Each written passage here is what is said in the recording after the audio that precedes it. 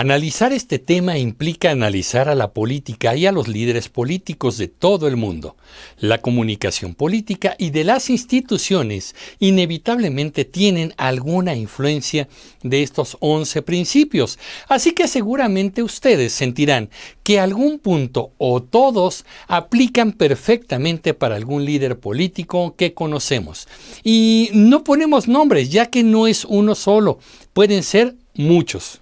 Así que vayamos al grano. Recuerden que para tener derecho a opinar, tienen que ver este video hasta el final. Soy Emilio Pineda. ¿Me acompañan?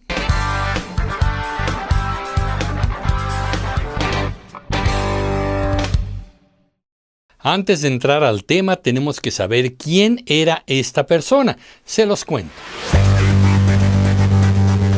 Joseph Goebbels nació el 29 de octubre de 1897 en la ciudad de Reit, Mönchengladbach, Alemania. Fue apodado en su tiempo como el enano cojo y diabólico. Se trataba de un hombre con muchos complejos, resentido, místico y especialmente con complejo de inferioridad. Era una persona que odiaba a sus compatriotas, a las mujeres, a los comunistas, los judíos y los burgueses. Vaya estuche de monerías. Goebbels conoció a Adolfo Hitler en un congreso del partido nazi el 12 de julio de 1925. Observó su discurso y su manera de atraer la atención de todos los militantes ahí presentes. Fue tal su impresión que le pareció un hombre fascinante. En alguno de sus escritos afirma: ¿quién es este hombre, mitad plebeyo y mitad Dios? ¿El Cristo verdadero o solo San Juan? Este hombre lo tiene todo para ser un rey.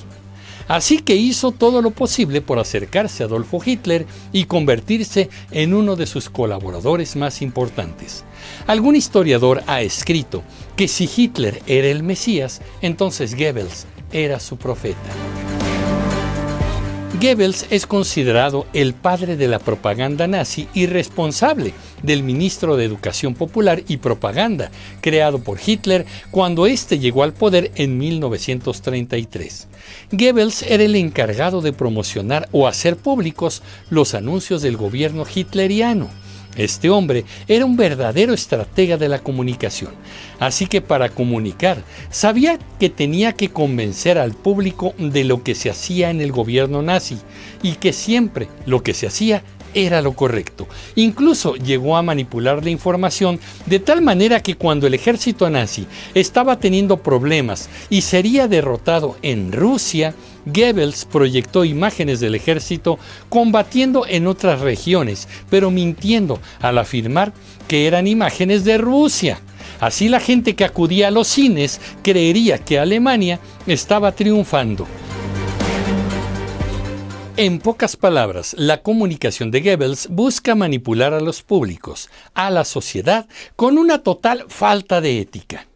Así que ahora podemos entender con claridad esta estrategia resumida en 11 principios de comunicación política que todos deberíamos conocer como ciudadanos, ya que así no seríamos manipulados tan fácilmente. Ahí van.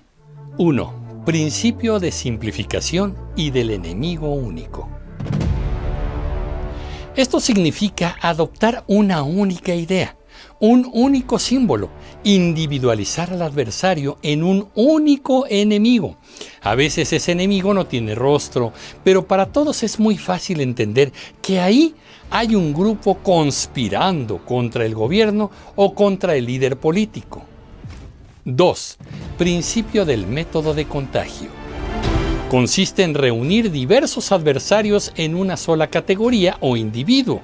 Los adversarios han de constituirse en suma individualizada. Pueden ser llamados los invasores, los conspiradores, los adversarios o cualquier otro adjetivo. 3. Principio de la transposición.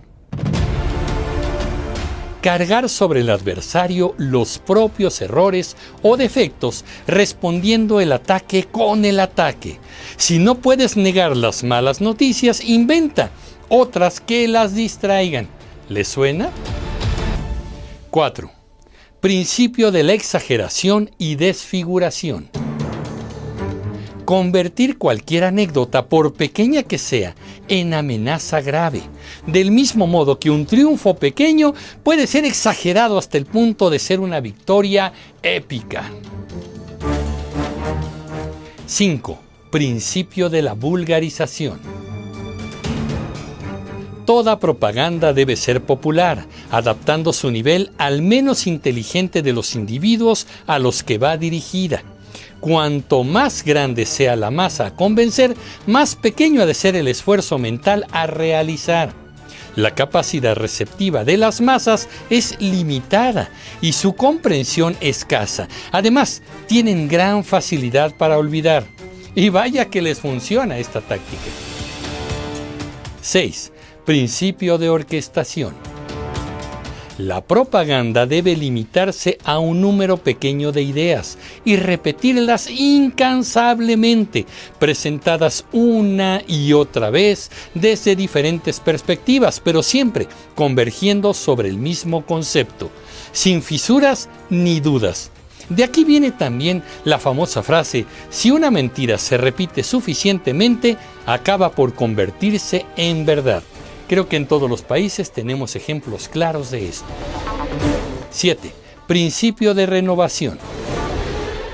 Hay que emitir constantemente informaciones y argumentos nuevos a un ritmo tal que cuando el adversario responde, el público está ya interesado en otra cosa.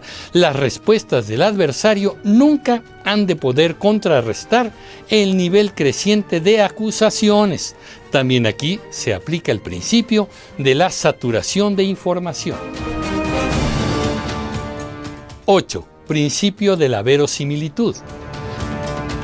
Construir argumentos a partir de fuentes diversas, a través de los llamados globos sonda o de informaciones fragmentarias. Esto es muy simple. Se pueden crear fuentes informativas que parezcan serias, pero solo sirven para confirmar lo que el emisor está comunicando. Tiene que ver con las frases: si lo dice a fulano, es que es cierto. Si apareció en tal medio, es que es cierto.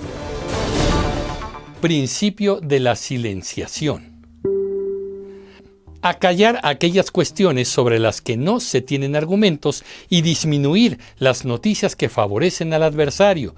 También contraprogramando con la ayuda de medios de comunicación afines. Así de simple, ya no se discute sobre un tema delicado para no hacerlo crecer y mejor pasamos a otra cosa. Las distracciones, en pocas palabras. 10. Principio de la transfusión. Por regla general, la propaganda opera siempre a partir de un sustrato preexistente, ya sea una mitología nacional o un complejo de odios y prejuicios tradicionales. Se trata de difundir argumentos que puedan arraigar en actitudes primitivas. Este tipo de conceptos son, por ejemplo, el odio a cierto país extranjero, el odio a una determinada clase social, los mitos históricos heroicos o de opresión, en fin, ejemplos hay muchos y cada país puede encontrar su propio repertorio de odios y rencores nacionales. 11. Principio de la unanimidad. Llegar a convencer a mucha gente que se piensa como todo el mundo, creando una impresión de unanimidad. Este principio se aplica cuando el líder político quiere hacer parecer que su pensamiento es igual al del ente que lo sigue.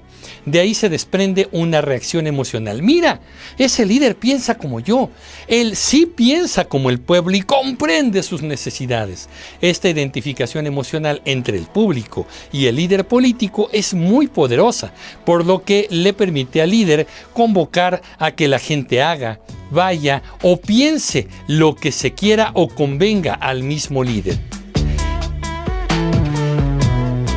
Es un hecho que podemos profundizar mucho más en estos 11 principios de Goebbels, pero lo que quiero dejar en claro es que se trata de estrategias de manipulación que muchos líderes aún usan para conseguir sus objetivos. Incluso muchos líderes que se presentan como puros y casi santos que reniegan de estas estrategias, en el fondo las utilizan.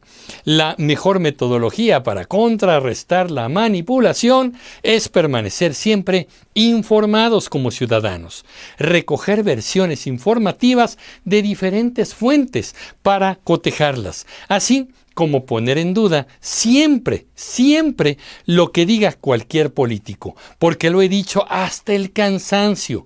Los líderes políticos están ahí para cumplir una función pública.